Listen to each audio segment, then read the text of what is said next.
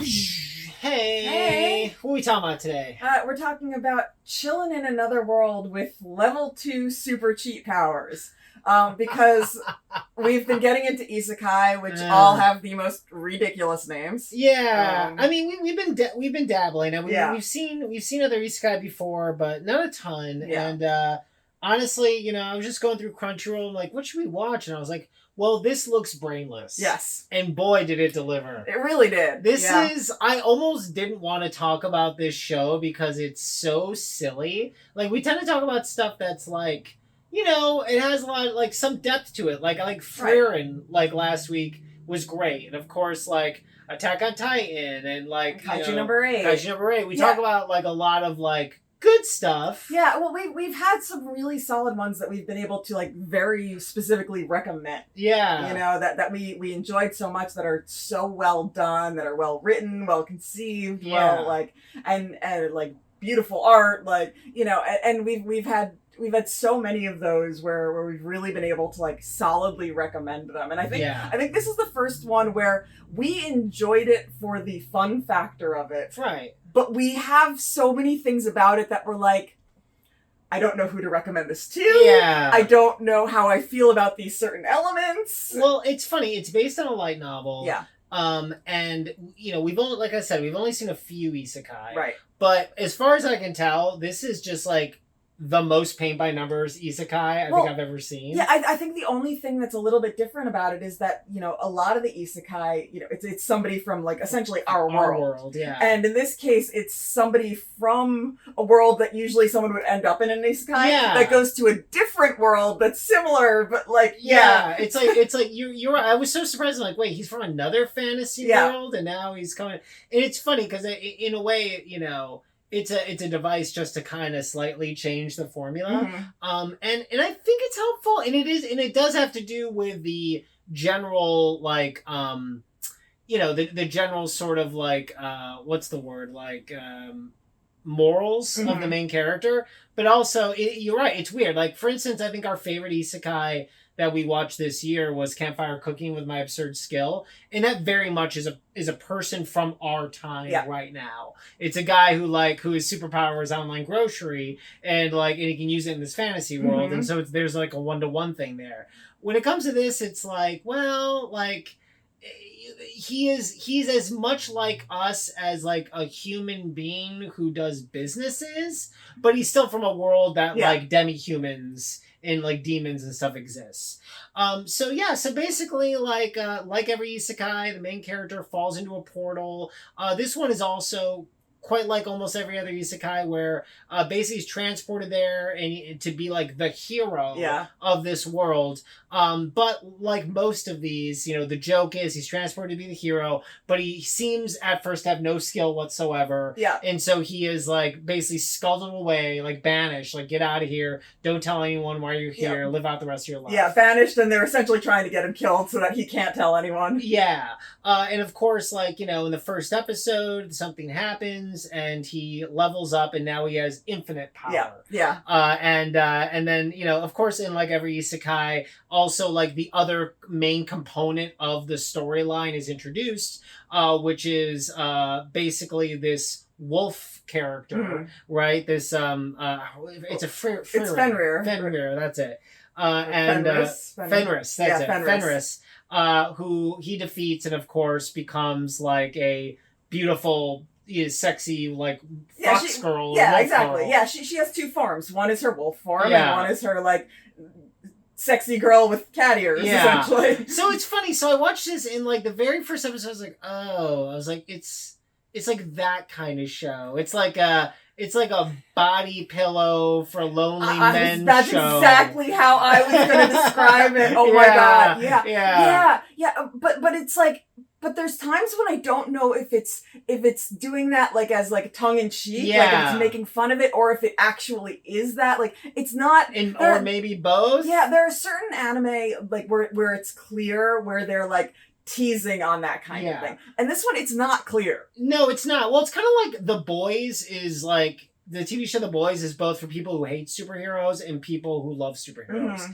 Like, and this kind of feels that. It kind of feels like it's pervy and it's very body pillowy, but it also like kind of like you were saying, there's almost like a wink to it, where you like feel, because also like it's also like a lot of these isekai, like it weirdly sort of becomes like a harem anime where this main character has all of these women living with him. Yeah. But I will say, unlike some of the other harem anime I've seen, they're not all in love with him. No. Like they are, or have romantic feelings at all for him. Like they all respect him because he's good and he's powerful. But it's like they're kind of all more of a team or like a found family than like everybody's crushing on him. He happens to be surrounded by sexy girls, but Reese is the only one that matters. Yeah.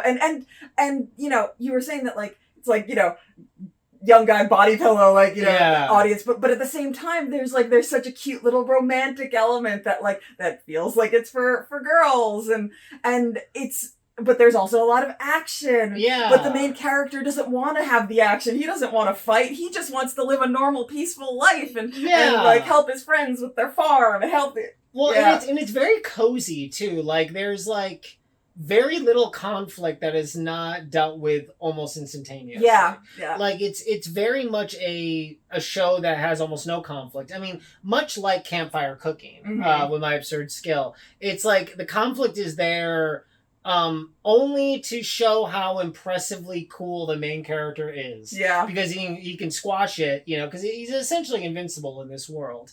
And that's fun. And it's funny because it's almost like I never thought about like the elements of what make One Punch Man so funny in the superhero genre are very much like an isekai trope. Yeah. This sort of like extreme overpoweredness of your main character. Totally. But I will say, I think the thing that kept me going in the show and the thing I like it is, as time goes on, the villains, the overpowered villains that he fights and beats sort of end up becoming part of the group too. Yeah. And that to me is kind of like what made me really like the show. There was like a sort of like, I don't know, like Buffy thing to it. There was just something to that I enjoyed, which I'm sure is having another isekai, but in the ones we've watched, a little less. Yeah. Like usually there's one character that he defeats, and then they like, you know, now it's part of the group. Yeah. But the main villain usually stays the main villain. Yeah. Well, and then you've got this other set of characters that end up causing a lot of trouble. So when he was transported to the world, there was another hero that had like super high skills that they were like, this is going to be the hero, that turned out to just be a coward. A total flop. And in the end, that guy and his little like sidekick end up just causing a lot of trouble. Like you said the other day when we were watching it, they're like Team Rocket. They're totally Team Rocket. And and they just sort of always happen to end up where the main hero, where Fleo is and his group, and something that they do just causes trouble. Yeah, and so it's funny because I really like the show because it's so easy to watch. Yeah. It's like a sitcom. You just watch it and it's not challenging. No. It's cute. There is a bit of ick there where there's like maybe this body pillow thing, but then I was thinking about it and I'm like Shokugeki no Soma, Food Wars, has like way more sexuality than this show does. It's true, but there's something about like some of the shots that they choose, the like very like on the woman's chest, like very like you know, obviously there's you know, girls wearing very little clothes, and it's just some of them they feel very like, I know it's a cartoon, you know, but it's still, they feel like done in an exploitive way, like and it feels ick sometimes. It does in that kind of way, but it also passed the Bechdel test, where there's plenty of scenes of like women talking to one another that has nothing to do with the main character. It's true, nothing to do with men.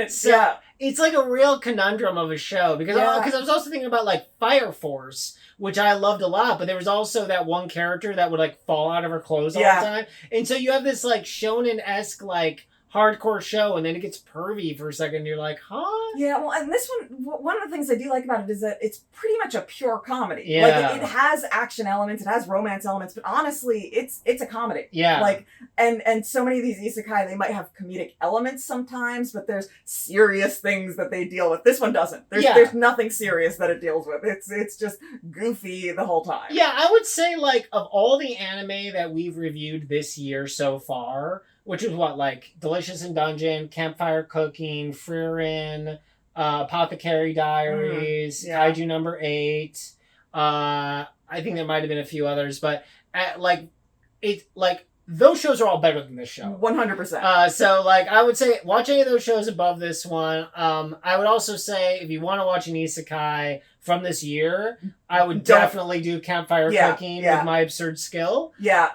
But this is not one that will make you go, oh, I get isekai now. No, this is the one that will make you go, oh, this is exactly what I thought isekai was. Yeah, exactly. Yeah, it's not the exception to the rule. Yeah, no. But I would say like if if you're looking for something totally brainless and funny. Yeah, and I also think like if the pervy stuff like doesn't bother you and you're not like okay, like then like it's a good time. Yeah, like I enjoyed it. Like we watched it really fast. It's true because once again like there's no like Frieren. There were times that like there was some like emotional depth and there was some like really tough things, and so you kind of wanted to take your time to deal with the substance of it. This had none of that. None of this that. You could just watch like 10 episodes in a row and be like, 10. There's only 12 episodes, and you'd be like, I learned nothing, but it was fun. You know what? It's almost like one of those shows, like The Real Housewives or Bachelorette. Those like garbage shows that people watch that have no substance, but they're just entertaining. It's like that kind of show. Totally. So if you like that kind of show, you might like this show. But yeah, no, it's so funny because the first episode I'm like, oh, this is a total icky show. Yeah. And after a while I was like, well, there are a lot of women and they're all like their own characters and they're not being pervy about them. Yeah, each of the women, they are like, they have completely different characters from one another. They, like, you're right. They're actually well-formed characters, which is kind of surprising when you think about the show. But yeah, you're right. Like, well-formed characters, they're not obsessed with the main character. It's really funny. Like, it's a total, like, it's a hard one to nail down. Yeah, we enjoyed it. We got a kick out of it. But yeah, I recommend like every single other anime we saw from this year above this one. Yeah. But like, yeah, I don't not recommend this. Yeah, no, that's it. All right, guys, talk to you later. Bye.